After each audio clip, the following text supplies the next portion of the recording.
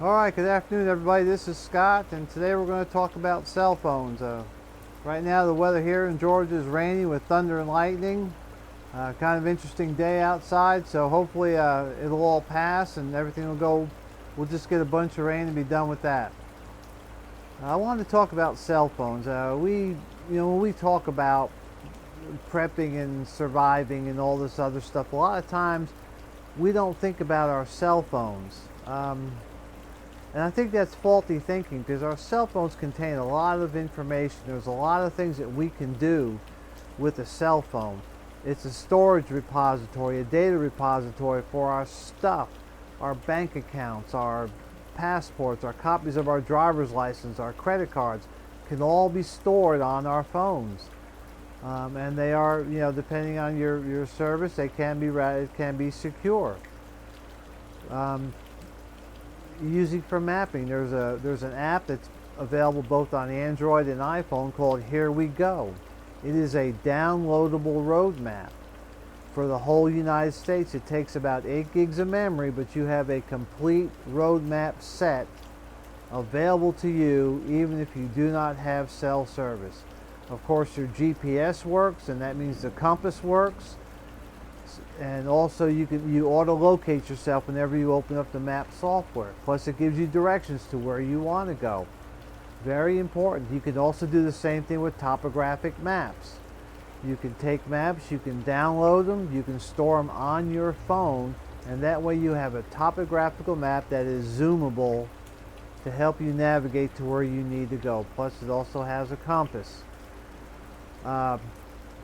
You can also conduct business with a cell phone, Android Pay and Apple Pay and a couple others out there that you can, if you need to, you can do that. I know some people are a little freaky about that, but you know what? If you've got a checking account, if you've got a credit card or a debit card, that information is in the same places where your cell phone stuff is. So it's there. If somebody's going to come get it, they'd have come got it. Your cell phone doesn't make it any weaker. The weakest link of the cell phone security is typically the owner of the cell phone. So if you keep yourself secure and you keep your stuff secure, then your phone will be secure. A lot of people talk about, well, when EMP comes, all the cell phones and cell towers will go down. Well, that's not true. The research I've read, and this is actual academic research, not somebody somewhere doing a podcast, where they have tested cell phones and where they have tested cell towers, and they are fairly resilient to EMP. So there's a good chance that your phone will survive.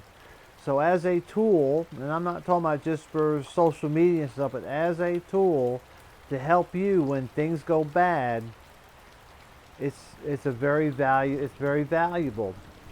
You can store books on your phone, survival books, prepper books, lists, charts, graphs, equipment lists, all sorts of good things you can store. So keep your phone alive.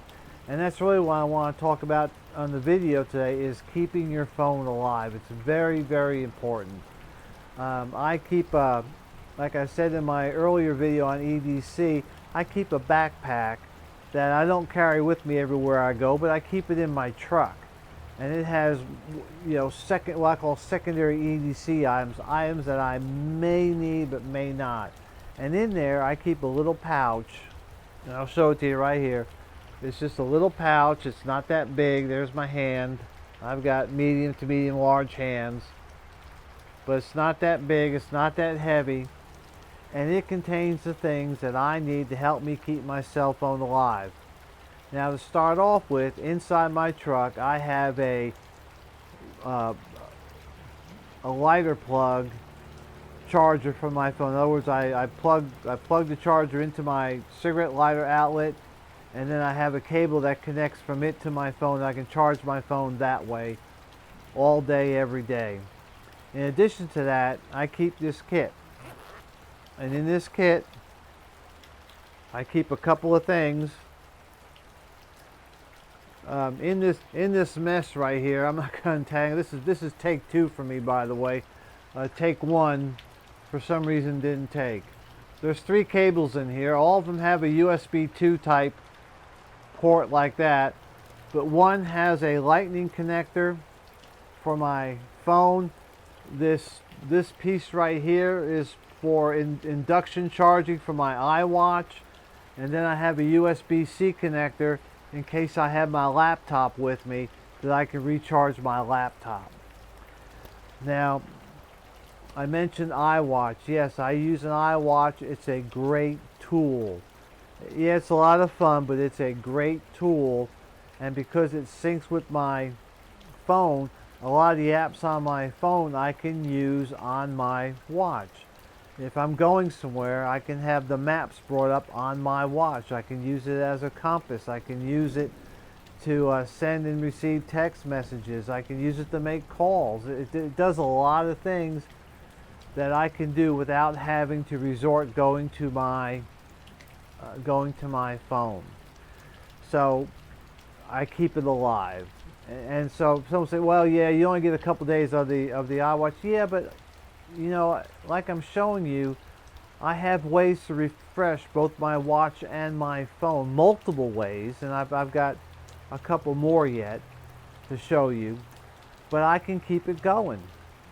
And as an aside, in my bug out bag, I have a small solar panel made by GoPower that I can unfold it, and it will keep my phone charged and my watch charged. So I have multiple ways, and I can indefinitely keep them going. So moving back to my little kit, one of the other things I carry in my kit, if I can get it out, is a wall wart charger. This is made by Samsung. This one puts out a little more power than the other, which is why I like it. It charges things a little faster. It'll charge my iPhone, it'll charge my iWatch, it'll charge my iPad. So I keep that just in case if I'm going down the road, if I had to leave my vehicle and I'm walking and I come across an exposed outlet somewhere in a park, on the side of a building, maybe in a convenience store, where I can walk in and plug in for a little while and get another charge of my phone and then move on. I can, you know, go in the parks at night, you know, just whatever's secure for you, but that gives me a way to charge my phone. Also, too, in another pocket, I have a little battery. It's that's the brand name if you can see it, but it's about a 52 milliamp hour battery. It'll charge my iPhone probably maybe a little more than 2 times. It'll also charge my iWatch. It has a flashlight, and so that gives me a couple charges if I have to go longer in between charging in other places, either in a building or in a park or in my vehicle. And it doesn't take long to charge up at all. So I keep this in there. The idea is that because your cell phone is such a good tool, such an important tool, we shouldn't neglect it. I mean, I grew up without cell phones. I think I was in my 30s when I got my first cell phone. Before then, we were always keeping change in our pockets so we can, you know, use a pay phone, because you had to use either a nickel dime, or I think when cell phones finally came in, they were up to about a quarter.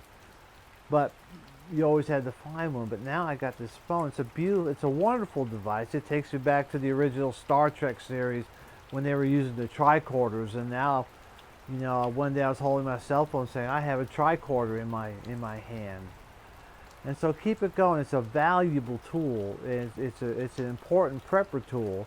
It can keep you connected with your relatives. Yeah, you know, maybe right where you are, there's no cell service, but you know, as you move out of the affected area, as you move into areas that weren't as stricken, or cell service becomes available, you can shoot a quick text message. Remember, a lot of times voice messaging will not go through because it takes too much bandwidth. However, you can sneak a text message in where voice doesn't work anymore.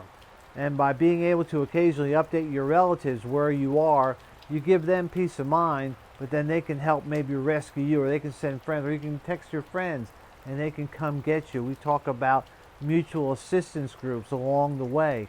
Well, how can they help you if they don't know where you are? And by having a cell phone, maybe, just maybe, you could squeak out a message. There are apps out there where, I think Red Cross has one. You just hit a button and you send it to an email address, and all you have to do is hit that button and your location goes to them, and then they can come get you. So it's important. Keep it going.